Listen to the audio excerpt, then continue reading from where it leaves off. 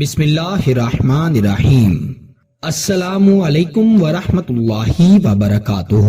میں امید کرتا ہوں کہ آپ سب خیریت سے ہوں گے اور اللہ تعالیٰ سے دعا کرتا ہوں کہ اللہ تعالیٰ آپ کو سدا خیر و عافیت کے سائے میں رکھے۔ پیارے نبی کے دین کے پیارے دوستو، آج آپ کو محبت کا قرآنی بڑا طاقتور عمل بتاؤں گا۔ یہ عمل سورہ مزمل کا عمل ہے۔ اس عمل سے کوئی بھی شخص آپ سے محبت کرنے پر مجبور ہو جاتا ہے، اس حد تک مجبور ہو جاتا ہے کہ اسے آپ کے سوا کوئی دوسرا نظر نہیں آتا۔ اگر کسی نے آپ کو چھوڑ دیا ہے، دوسرے سے نکاح کر لیا ہے یا دوسرے سے نکاح کرنا چاہ رہا ہے، انشاءاللہ وہ تمام کی تمام باتیں بھلا کر آپ کے پاس آئے گا، رو رو کر آپ سے معافی مانگے گا اور خود کہے گا میں تم سے محبت کرتا ہوں، میری محبت کو قبول کر لو۔ میرے دوستو، یہ قرآنی وظیفہ ہے، اسی لیے آپ نے اسے اللہ تعالیٰ پر یقین رکھتے ہوئے اچھی نیت سے پڑھنا ہے۔ سب سے بہترین نیت جو ہے وہ میاں بیوی کے درمیان محبت پانے کی ہوتی ہے۔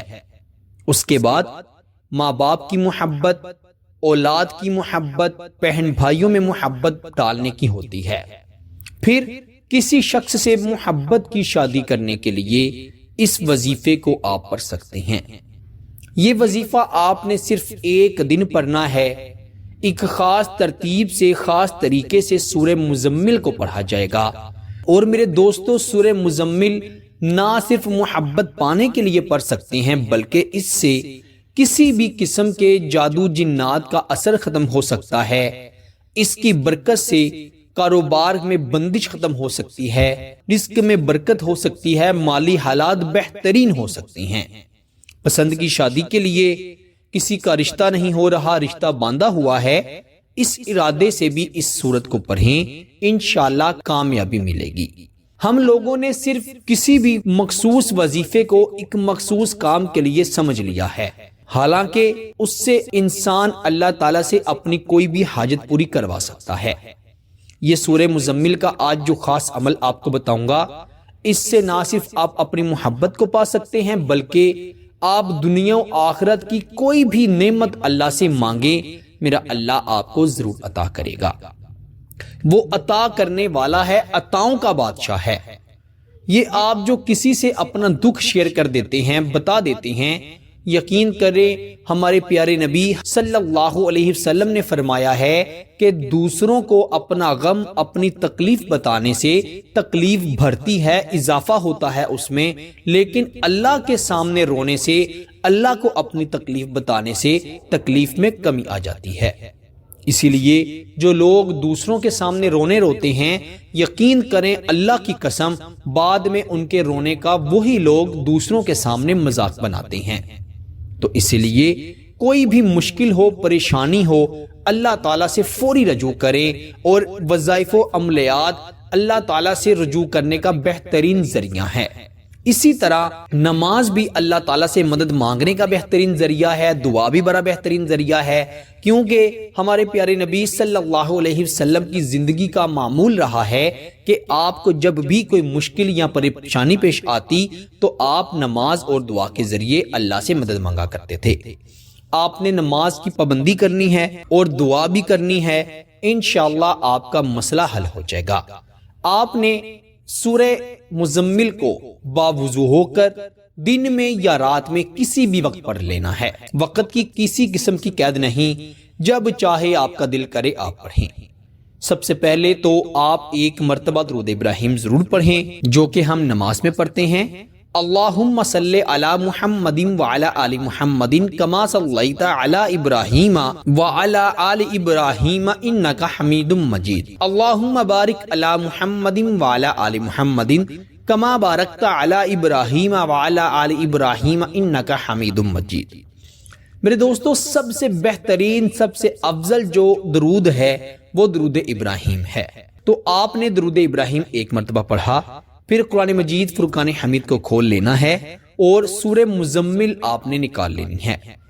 آپ نے سورہ مزمل کو پڑھنا شروع کر دینا ہے. بسم اللہ الرحمن الرحیم. یا ایھا المزمل قم اللیل الا قلیلا نصفہ او انقص منہ قلیلا. آپ نے سورہ مزمل کو پڑھنا شروع کرنا ہے اور درمیان میں آپ نے اپنے محبوب کا تصور رکھنا ہے.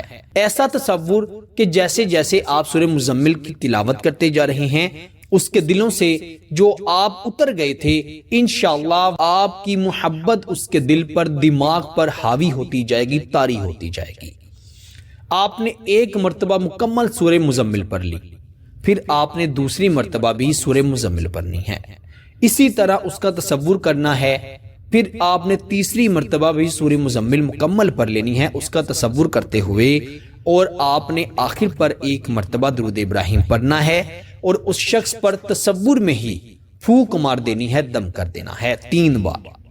یقین کریں جیسے جیسے وظیفہ مکمل ہوتا جائے گا، ختم ہونے کی جانب جاتا جائے گا، اس شخص کے دل میں آپ کے لیے جو عداوتیں ہیں وہ ختم ہو جائیں گی، جو غلط فہمیاں ہیں وہ ختم ہو جائیں گی. محبت اس حد تک پیدا ہو جائے گی کہ میرے اللہ کے فضل و کرم سے وہ آپ کو ملنے کے لیے، بات کرنے کے لیے، معافی مانگنے کے لیے روئے گا. اب ایسا شخص جس کو نہیں پتا کہ آپ اس سے محبت کرتے ہیں، انشاءاللہ اس کے دل میں بھی آپ بے چینی پیدا کر سکتے ہیں، محبت پیدا کر سکتے ہیں. آج کل سوشل میڈیا کا دور ہے. وہ شخص کسی نہ کسی طرح آپ کا نمبر تلاش کرے گا، آپ سے رابطہ کرے گا اور خود اپنی محبت کا اظہار کرے گا، لیکن بشرط کہ اگر ارادہ نکاح کا ہے تب اس وظیفے کو پڑھیے گا.